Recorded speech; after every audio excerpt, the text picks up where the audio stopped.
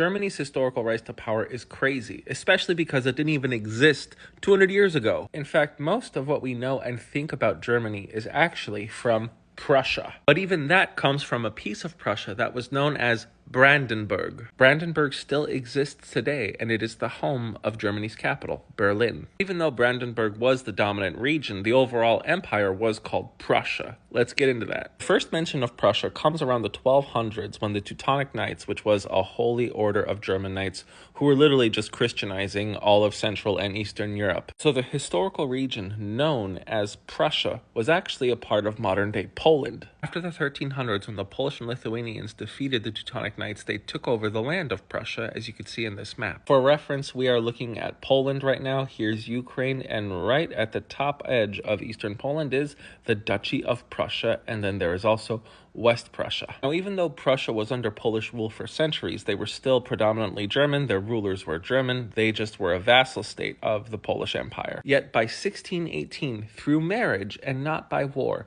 the Duke of Brandenburg, which was a part of the Holy Roman Empire, married a Duchess of Prussia, and through this legal union, the kingdom formed, and it was known as Brandenburg Prussia. I shouldn't say kingdom, it's actually more of just a dual state in which Prussia was a duchy and Brandenburg was a principality. By 1701, due to very skillful negotiations by Frederick I of Brandenburg, Prussia was able to become its own kingdom. This was huge for Frederick I because it put his family line, the Hohenzollerns, who were ruling Brandenburg since 1400, into true European royalty, not just aristocracy. This was no small feat since Frederick was able to negotiate a large chunk of land away from the largest empire in Europe. But of course, once it became its own kingdom, no longer under the protection of the Holy Roman Empire, when Frederick I died, his son, Frederick II, had to deal with war, invasion, land contests. And that man, Frederick II, who was thought to be a pushover,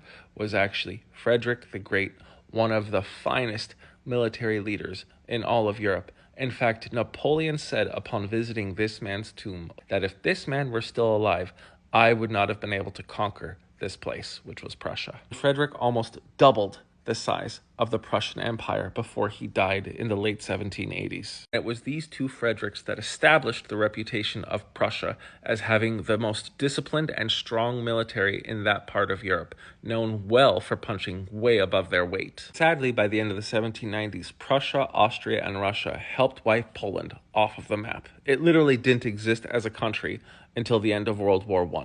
Now, the thing is, Prussia did not make up the vast bulk of the German-speaking states. That was between the Austrian Empire and then dozens of other little fiefdoms that had no idea how to rule themselves. But by 1806, despite the strides that the Prussian Empire made and how strong they were in that part of Europe, they were no match for the tactics of Napoleon Bonaparte, and they fell. Yet, once Napoleon's empire collapsed by 1815, Prussia, along with all of the other German-speaking areas, formed the Confederation of German States, right outside the Austrian Empire. And during that time, it led to a bitter rivalry between Prussia and Austria over who got to have the most influence over these dozens of loose German states. Yet by 1866, that confederation was completely dissolved when Prussia, led by Prime Minister Otto von Bismarck, declared war on Austria and kicked the crap out of them in the Austrian-Prussian War. Bismarck wanted to unify all of the German-speaking states through one way or another, and his quote for this was,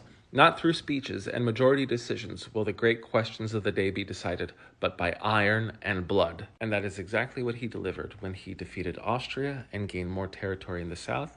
He defeated the French, gained more territory to the west, and defeated the Danish, gained more territory to the north. And by 1871, the German Empire was formed, and it was by far the strongest one in Europe. This new empire terrified the Russians and the British. While this German Empire was formed by Otto von Bismarck, it was led by Kaiser Wilhelm I, who gave Bismarck a lot of free rein since he was so effective. Now, Bismarck and Wilhelm worked very hard to give all of these disjointed German-speaking people from different principalities and kingdoms a sense of German-ness, which was really Prussia-ness, which was really Brandenburg-ness. And they did this by pushing something called Kultur, And that is the ideals of civilization as conceived by the Germans. This idea of Kultur was pushed by the press, pushed by the schools, and pushed by the Lutheran Church. And they were also trying to take on the Catholics at the time, and it was working. So even before that painter guy took over Germany in the 1930s, this idea of German supremacy was prevalent in every avenue of Germany's culture. Now, it took a generation or two, but it worked. Instead of people feeling like they were Bavarian-ish or Saxony-ish, there was this idea of Germanness throughout the entire empire, even though I'm sure some people held their own sense of individuality and their old roots. So by 1890, the German Empire was fairly galvanized. The sense of Germanness was kicking in everywhere. They were highly industrialized. Unfortunately, Kaiser Wilhelm I died, and his son Wilhelm II took over. And he said, nope, Bismarck, get out. I want to start being really aggressive, and I don't want to be diplomatic. Bismarck had no love at all for the British or the French, but he wanted to make a strong relationship with the Russians. So if it ever came down to it, Germany would never have to fight a two-front war. Bismarck was also a little frosty towards Austria-Hungary, but he would use them if he needed to. But Wilhelm II overcommitted to the dying empire of Austria-Hungary, antagonized Russia, stepped out of the treaty that was supposed to be renewed in 1890, and spit in the British and the French's face, making it very clear that the Germans were preparing for war with no diplomatic maneuvering. And remember, Bismarck did not want to have to fight a two-front war, but Wilhelm II declared war on both Russia and France, which really led to the full culmination of World War I. It's because of Wilhelm's overconfidence that World War I even happened in the first place.